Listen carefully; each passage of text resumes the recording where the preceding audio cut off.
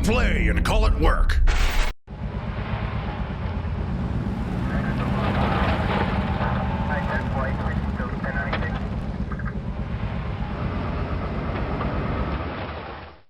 Hey there guys, Quirk here from MiniWarGaming.com, and welcome to this week's Sit and Talk featuring me, Quirk.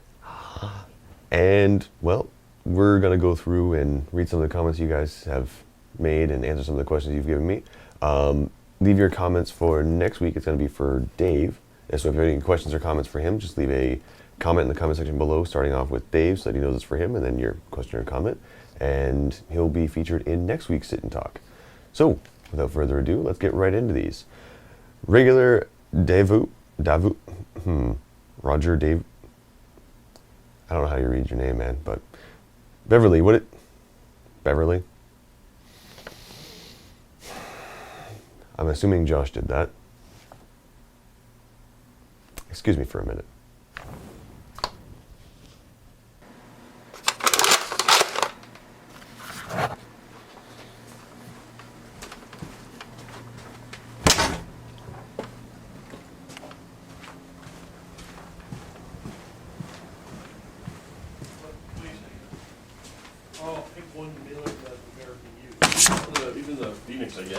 Beverly says hi.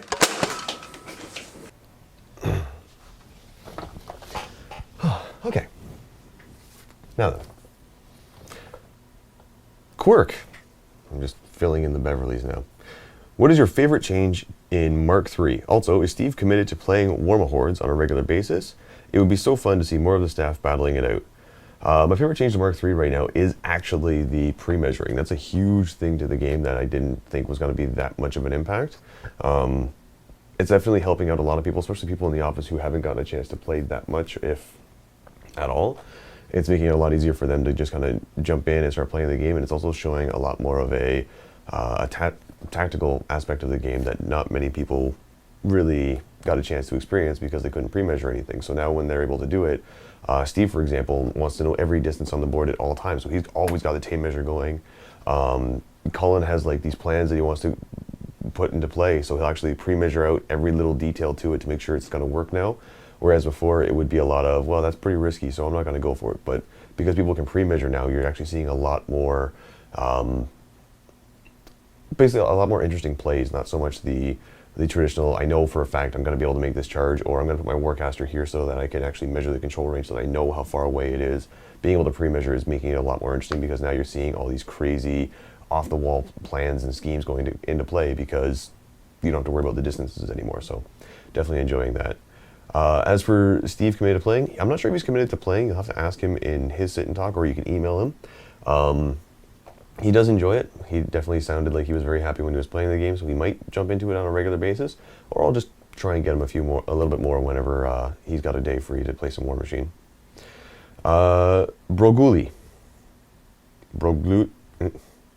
Brogloon now. Okay. Quirk, I just got into War Machine / Hordes by buying the battle box like you suggested in a couple Sit and Talks ago, and I got Scorn. Nice. Do you have any tips for expanding the army? I really like the new caster, but I also adore Scorn's units like Cataphracti. Any suggestions help? Any suggestion helps. For Scorn, there's a lot of different things you can do. One of the main things that I remember from Mark II that was a big one, and it seems to have played out a little bit in Mark III, is if you get Malakarn and you put Rush on him, he is ridiculously fast. Just the amount of speed that he can get across the board, and the fact that you can use his Animus to just kind of keep moving around the board, that was huge. Another one that people like to do was just a full Cataphracti, I believe they're Cataphracti, the medium bases. It was a full army of them, and it was just crazy because everybody had 8 boxes or Weapon Master or Fire, and it was a disgusting list. So take a look at the Mark II Scorn lists, and you'll kind of get an idea there. They didn't change they changed enough that you'll notice a difference, but not enough that it makes it unplayable. And you can actually use a lot of those lists now in Mark III. So that would be my suggestion right there. Every Scorn player should probably own Malakarn and Xerxes. So I don't even play Scorn that much, and I have a Xerxes up there. So Valor calls 1. Quirk, What's your favorite model in terms of appearance that you or MiniWarGaming owns? Ooh, that would have to be any of the Primarchs that were done, that we got commissioned out. For example, like my Guliman, I like him, but because he's mine and I painted him, but he's got nothing on the Primarchs that we got sent out and done by, I believe it was, I want to say it was either Den or Cold Table that did ours, and they look amazing. So any of those, just their appearance is off the wall. I love it. Orpheus, Quirk, are we getting the reroll back? That's not really a question that I can answer on my own because the reroll is comprised of like different members of the MiniWarGaming crew. The reason why we're having trouble with it right now is because there's a lot of new stuff coming out. We've got Mark III, we've got the General Handbook for Age of Sigmar, and because of that, I myself and Steve and Josh and everybody are super busy just trying to get this stuff covered. And because of that, it's also really difficult for us to kind of put our schedules together so that we're able to do an episode of the reroll. We enjoy doing them, we like to do them. It's just really difficult to find the time in the day where 3 of us or 2 of us can just sit down and have a discussion for an hour. So, Dragoon 13833, Quirk, what are your opinions on the Mark III battle group boxes compared to Mark II? Getting a phone call, sorry. I like them. I think they did a really good job coming with the battle boxes. It's nice to see that you can pay pretty much the same amount that you did for the Mark II battle boxes, but now you're getting the dice, you're getting a rule book, you're getting a playmat to play on, you're getting all the models, all the cards, everything ready to go. You got a quick start guide so you can get right into it and start playing without a lot of reading. And just the functionality of every single battle group is very clear cut. I actually really like they came out with those little pamphlets because they have a little short story to them, but they also have a how to play or just how to expand your army in there. So it doesn't really leave you high and dry once you've got the first starter kit. It's not like, okay, here's your starter kit, good luck. It's, here's your starter kit. Some things you might want to consider are this. By the way, your battle group plays like this. Here's some strengths to it, here's some weaknesses, and go have fun. So a lot of the battle reports that that we did here when we were unboxing everything and playing, we used the strategies that were in those pamphlets. For example, Legion has the Nephilim Bolt Thrower. The Nephilim Bolt Thrower's shot has a D3 push as well on a crit, it knocks down. And in the book, it literally says, use the Nephilim Bolt Thrower to keep the big threats at bay, while your Nerif and your faster guys can actually go in and take out the little things before you go for that big alpha strike. And that's exactly what we tried to do in the battle report. It didn't work out so well because I think he was up against Cricks, and Cricks really doesn't care because they got some pretty crazy speed. So, but yeah, I'm liking them a lot. I am very much enjoying them. I'm liking the new casters. Every single caster they've come out with is not a. They all seem to be a jack of all trades, master of none. The biggest example I can possibly think of is the Cricks Caster. She has a feat that literally will help everybody. Gives everybody stealth, gives everybody ghost walk, and your jacks get a 3-inch apparition after their activation. So it's like, okay, that's a pretty good thing because it helps out everybody, but it's not as powerful as, say, Menoth, where it's like, okay, all your attacks automatically hit and you get an extra die damage, or it's very, like, so that means it's going to be a very melee heavy feat. It's not like that. It's okay, I need to be a little bit defensive here, I need to be able to ghost walk to get this charge off here, and I need to be able to hit hard with my jacks and then get them out of dodge so that they don't get stuck in there or put them back behind a wall or into a forest. So it has that nice general feel, and it feels like all the casters kind of have that. Like everything that they have is a it helps out more than just one thing. The Retribution one doesn't very much until I actually read it again, which is like, oh wow, it gives the +3 armor to everybody, and then jacks get all their force field boxes back and treat all their systems as not crippled. Like, that's a huge feat, and this is a caster that comes in a battle box. So I'm very much enjoying them. I'm excited to see what people come up with for larger lists. I've been playing around with some larger lists. We actually filmed a 25-point and a 35-point game yesterday, and we took the battle box casters and just kind of expanded on their lists. And they're amazing once you start getting some units in there and some different jacks and throwing a couple solos in there. You can actually start stacking their spells and their buffs with other people. I can tell you right now, the Khador caster is ridiculous if you give him the right stuff. Like, War Dog. Just gonna leave that out there. Give him a War Dog and he is set. So, but yeah, that's my opinion right there. 99 Arctur. What is going on with your names? Like, okay, there's one. Drew. I can do Drew. Tempest. I can read that. Arctur. I'm sorry, bud. I'm trying. Quirk, I just found about War Machine Hordes under a month ago and was wondering if you know a good place to learn the lore. Also, would love to see more Circle/Legion and Menoth/Retribution. P.S. You guys are awesome. 2. I have not read Beast Arises yet.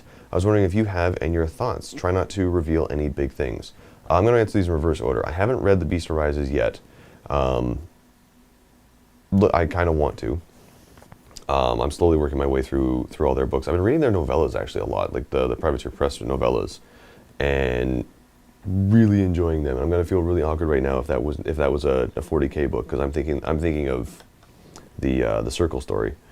As for War Machine Hordes and their lore, you and I are in the same boat. I've been trying desperately to find something out there that talks about the War Machine Hordes lore.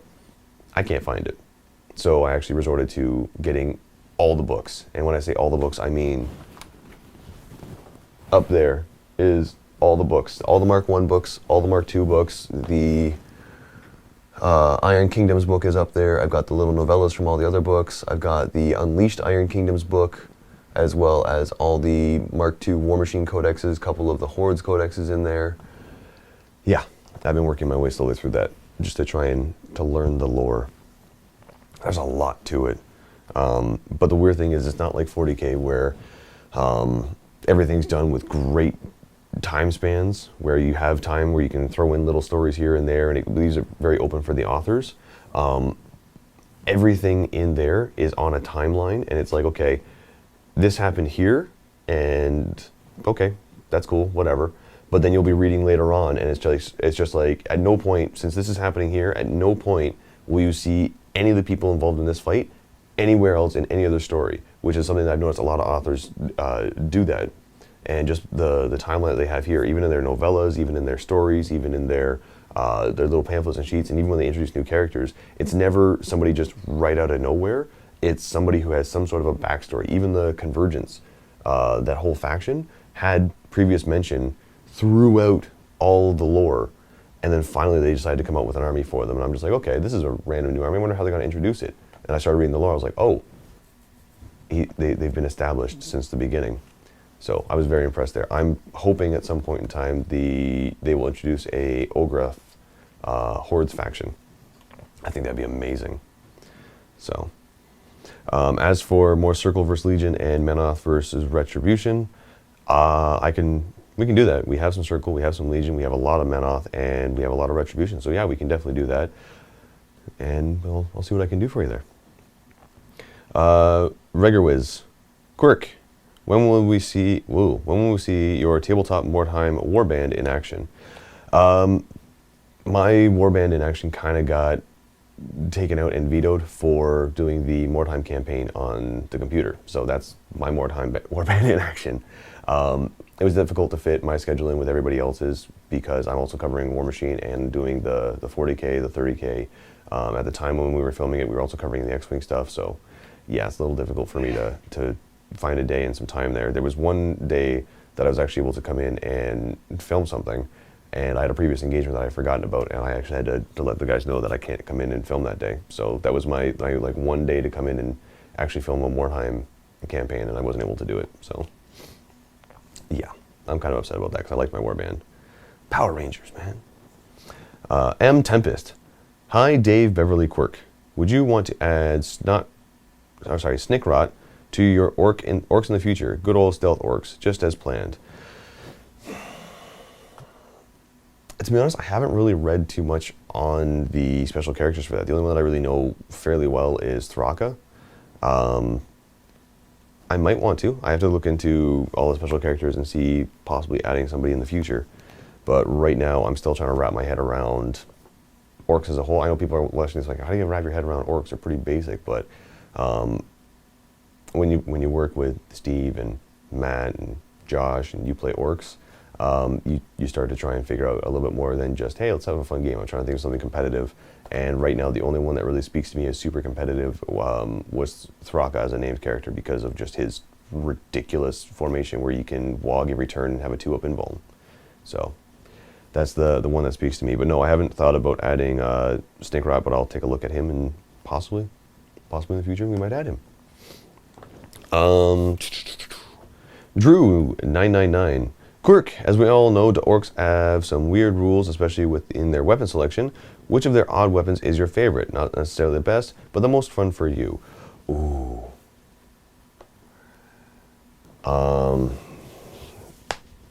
That was my wrist. That hurt. My favorite gun. Probably the Super Gatla on the Stampa. The one that basically you roll 3d6 and that's how many shots you get, but it can get click, click, whirl. I love that. Every time it's like, okay, let's see how many shots I get. And I just roll all 3. I'm just like, oh, yes. So many shots. So it makes me super happy. I also like the Zap Gun, just because it can alter everything. But yeah, definitely the Super Galaxy. I just get super happy when I'm like, oh, there's a 5, a 6, and a 4. That's a perfect roll. So here comes 15 shots. Sir Knight of the Ender. Or Sir Knight of Ender. There's no the. I just added that for artistic taste. Quirk, how tall is everyone in the office? By the way, nice hair. Thank you. Yeah, it needed to go for a little bit. It'll come back. I needed some. Yeah, I don't know. I'm 6 foot tall. 6 feet tall. Sorry, I'm 6 individual foots tall. Yeah, I'm 6 feet tall. Steve, I believe, is 6'5" or 6'6". Josh is 5'11". Chris is about 5'11" or 5'10". Cullen, I'd say, is 5'10". And Matt is 6'5", maybe? 6'4", 6'5". He's very tall. And Dave is 6 feet. Actually, he might be 6'1", a little bit taller than me. So those numbers might be off, but I'm going by just like, I'm 183 centimeters, so I'm like right at the 6 foot mark. So I usually go by that to judge how tall other people are. Makes life really easy. Master Lemming, Beverly. Sorry, Josh made me do it. I knew it was Josh. I don't regret shooting him. When are we going to see Battlefleet Gothic Armada? I have it. I'm finishing off the Mordheim stuff and then jumping into some Battlefleet Gothic Armada. So we can look forward to that in the future. I've also got Blood Bowl 2. So going to be playing some of that possibly. I don't know, actually. There's a little bit of language in that game, so I'm not sure. I'm going to have to check and see if I can turn off the filter for that. And then if I can, you'll be seeing some Blood Bowl 2 as well. Viking 21, Beverly, Quirk. Will we see any more morning drive? It's okay if it's been taken out the back 40 and buried. It's just be nice to know. Don't want to get my hopes up too much at the thought of a triumphant return. Is there any plans for the reroll to make a resurgence? Also regarding the reroll, how are the topics planned? Is it structured plan of discussion on a specific topic you guys select ahead of time? Or is it more of a natural growth of discussion as you sit in the room together and then decide to film that content? How is the Mini? Still happy driving it. Also, what's your favorite type of soup? Wonton, tomato, borscht, chicken noodle, potato bacon, or maybe some broccoli and cheese? Okay, I'm gonna answer these in reverse. Favorite soup? Chicken noodle. I have to answer the next two together. How is the Mini? Still happy driving it. The Mini is dead. Got an oil change a while ago, and I guess there was some residual oil still in the pan. Got into the engine after driving for 10 hours because I drove from St. Catharines all the way to basically Quebec and then back, which is about a 6-hour drive both way, or 12 hours in total. So doing that, and I guess the oil that was just still sitting there gummed up, got stuck in the engine, and built up the pressure in one of the pistons so high, it actually blew the piston through my engine block.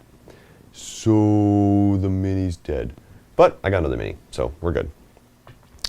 As for how the reroll topics are decided, what we used to do, it kind of has like a general progression into what we're doing now. At the beginning, what we would actually do is we would all sit down and we'd say, okay, what's new, what can we talk about? And we would basically look at all the different websites that are showing all the rumor mill, all the actual websites for the company, see what's new and coming out, get all the information we possibly could on that, and we would sit down and we would discuss it. And we always made sure somebody in the room didn't know, knew what it was, but didn't know very much about it, so that they could ask all the good questions. And so that's what we used to do, and it would kind of progress from there, because the person who didn't know would ask questions. It was usually me, because then I could actually kind of ask appropriate questions. Then what it became was, do you have something new to talk about? No. Do you have something new to talk about? No. Do you have something new to talk about? Well, yeah, there's kind of this going on. Okay, great. All of us would sit down. The person who had something to talk about would start talking about it, and then we would start asking questions, and then it would just go on a general progression from there. Then for a little while, we had it where it was pre-planned out segments, where it would be, I think there was the one episode that you saw where it was Steve and I sat down and we talked about what we're going to talk about, and then you actually saw each segment played out. That one took a lot more work than we thought it would, because what we were trying to do was we were basically going to film it throughout the week, and at the end of the week compile everything together. Very difficult to do that, so we stopped doing that one. And the most recent one, it was basically just we're all going to sit in a room, and this was the Mark III discussion basically with Chris. And we sat in the room. I had both Josh and Chris, who didn't know very much about it, and I went through and started reading off the new rules, and we basically sparked up a discussion about it. So that's kind of how it's progressed from there. As for making a resurgence, I mentioned it a little bit earlier with a previous question. It's difficult right now. I'd like to have it come back, but I'm not sure. Lastly, for the morning drive, for reasons that are currently outside of my control, it is dead. It was taken up to the back 40 and shot. Would like to keep that channel going. I don't know what it's going to be, but it's basically just a spot where I can throw random videos that I can't put up on MiniWarGaming. So I'll throw that up every now and then. It's not going to have any schedule or structure to that channel. It's just going to be me throwing random stuff up. So yeah, that's pretty much all that I got for that one. Cassadar the Spy Master. Quirk, are you Alfarius? I'm Alfarius. Dave is Alfarius? Who's on first? Well, what's on second? I am not Alfarius. I could be Alfarius. I don't know. Maybe I am. If I shaved everything, I might look like Alfarius. You don't know. Anyway, that's all those ones done. Next one. Clicky Man. Quirk, I just got into playing 40k and I play Orcs and I love it. Awesome. However, whenever I play against one of my friends at my local store, he's always bringing 1 to 2 Imperial Knight Titans. Please help me. What type of Orc list should I bring? Oh, Knight Titans are a pain, even for me. See, the one time I fought a Knight Titan, the one trick that I thought might work is taking a bunch of Mega Knobs with Power Claws and just throwing them at it and being like, you know what, tank through the first initial hits and rip them apart. That don't work. He'll get his initial attacks off, you got no saves against it, he'll stomp, you'll die, and you'll be out however many points you spent on that unit. The couple reliable ways I've been finding that you can actually take out the Knights is with Ludas, because you're basically looking for 5s to hit, 6s to glance, and he's got a 4-up to avoid it if he's got the shield. But volume of fire with that will usually do it. Getting the zap gun out will definitely put some hurt in there. If you can get a zap gun like the artillery piece, that'll do it. You just need to make sure you get good rolls. And yeah, there's not a lot that we have that can really take that on. Even if you throw like a Morkanod, a Gorkanod, or even a Stompa at it, the initiative on them is too low, so it's going to attack first. And if it has the Power Fist or the chain or the sword, it's going to just eat right through you. So Orcs don't have a very reliable answer for Titans. My best suggestion would be just ask him nicely not to bring 1 to 2, maybe lighten his load a little bit so that you have a chance. because it sounds like your friend is just enjoying flexing his skill muscles.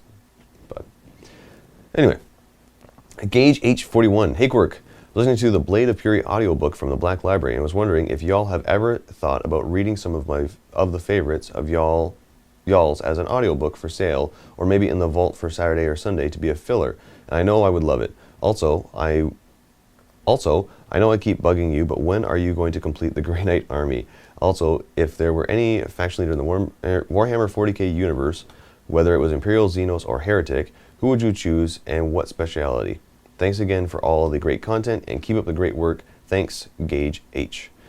Grey Knight army is currently on like the very back of my to-do list. I still have my Ultramarines to get done. I've got some Hordes stuff to work on. I've actually got Rask here, who got a little bit of attention recently. Picked him up because I wanted just like a little pet project to work on.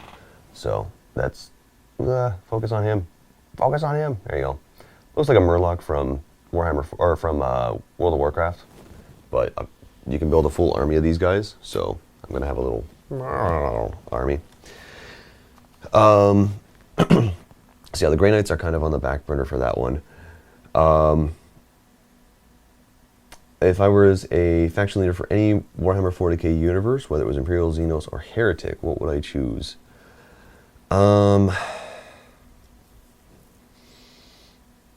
That's a good question. I actually don't know. I want to say Tau because it'd be like the most peaceful one to possibly be, but I also want to see some action. I would actually say Grey Knights because they are awesome, but if I was a Grey Knight, I wouldn't remember choosing to become a Grey Knight. So that's where it's at. As for doing audiobooks, like us reading audiobooks and selling them, or putting them in the vault, sounds like a good idea. Legally, we can't. Audiobooks are from the Black Library or any book released from anywhere. It's technically illegal to read it as an audiobook and then give it away for free or as our own paid thing. So we can't do that. Otherwise, yeah, that'd be totally cool. I'd be down for that. Just sit there for hours on end reading a book out loud. So, I think that's it for that comment. Yep, so I think I answered everything for you there. Good questions, Gage. That was actually pretty good. Chosen one. Quirk, War Machine Mark III. Now that we have a chance to dig into it, what do you think? Do you favor the changes enough to call them improvements, or do you feel like that you haven't played enough to do that? Also, have you gotten to play a really big game yet? The box series is great, and I really appreciate that you're working your way up slowly to avoid rules errors, but I want to see a big 50, 70 point, 100 point game. Also, have you considered going by Doc Crusher? Hopefully you watched a Star Trek to get that reference. Chosen one. I've never considered going by Dr. Crusher. Or sorry, Dr. Crusher. Ugh, can't read. No, never thought about doing that. I have gotten a chance to play a couple big games of Mark III. This was just done at a local hobby shop. I busted out the Cephalics to see how they do. They're still gross. They're super, super gross. I don't even want to. I feel bad for people who have to play against them. And I feel like when I'm using them, I have to pillow fist a little bit to make it not so gross. They nerfed them a little bit, but not enough. Not enough. As for the Mark III as a whole, I like it. I like where they went with it. I like how the little changes to the rules are enough to make such a big impact on the game that it's actually playable for new players. It's not such a hassle for new people to get into it. And, excuse me, I would definitely call them improvements, big improvements. Pre-measuring is a huge thing. Giving out the focus as a power-up phase, letting you take focus off your dead war beast as a bond, makes the game a little more playable. It's not so much a... it makes Jacks relevant again. Before, Jacks weren't very relevant. You just brought them because you're like, I got the Warjack points, I might as well bring it and live with it. Now there's enough Warjack points that you can bring two heavies or a handful of lights and not even worry about it. Pardon me, and with the power-up phase, you don't have to worry about allocating focus to make your Jacks go. Like for Khador, it was a huge thing. So a lot of their casters are only like focus 6. And you have to allocate focus to those Warjacks, otherwise they're not getting across the board. Speed 4, you gotta take a while to do that. So now that they're getting the power up phase and they can just run for free, not having to worry about anything as long as they got a Cortex, it's fantastic. It makes the game so much better, it makes the game so much faster, so much cleaner too. So yeah, I definitely would call it an improvement. If you've ever considered playing War Machine, do it. Just try it. You'll enjoy it. It's fun. Find somebody you know who has the game. Pick up a battle box, play it. You'll have a lot of fun. You won't regret it, and it's not super expensive to just try to kind of test it out as a game. Last question here before we go into the Sit and Vault. Unpure. Quirk, what happened to the Mo? Okay. So there's a story to this one. I'm not even sure if I should tell you guys this. For weeks and weeks and weeks and months and months and months, people here were ripping on me for being 26 and having a mohawk. Who's 26 and has a mohawk? Do you know how like childish you have to be to have a mohawk? I loved my mohawk. And finally got to the point where one of them, I'm not going to say who, pointed out that I was balding in the back of my head. And they took a picture of it and showed it to me and sent it to me and just harassed me with this picture. I'm like, I'm not balding, it's just I didn't wash my hair that day and it like creased.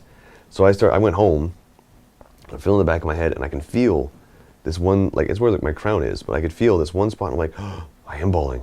There's no hair there. So now I'm taking my camera and trying to take pictures of the back of my head to see. I'm like, oh man, it is balding. Oh man, what do I do? So in a moment of peer pressured panic, I shaved it off. That's part of the reason. The other reason was because I was getting sunburns here and here, but not here. And it hurt to touch my mohawk. So to do anything with my mohawk, and I couldn't shave this and then leave that. Like I couldn't do anything to trim it because it was just so burnt. So it was a combination of peer pressure and that. So what I did was I went home, I kicked on the buzzer, and I just took it all down.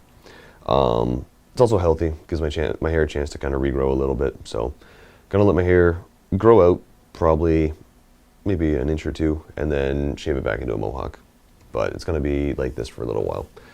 Also because it's just so hot. I can't do long hair. Even that little strip of long hair was gross. It was just, I'd walk outside for 5 minutes and I am beating sweat in like this area. So yeah, it needed to go for a little while. So anyway guys, that's going to do it for this week's episode of Sit and Talk featuring me. Next week again is going to be Dave, so leave a comment in the comment section below for him. Just put Dave and then your comment or question. And yeah, that's going to be it for our Sit and Talk. Vault members, go ahead and click the link below and you can watch the next half hour where I answer more of your questions. And yeah, you guys are Vault members, I'll probably get a little bit more in depth on that. You guys are asking a lot of the same questions here, and it's all, how do you feel about Mark III? I love Mark III. Mark III is awesome. So anyway guys, hopefully we will see you in the Vault. Thanks so much for watching, and until next time, happy wargaming.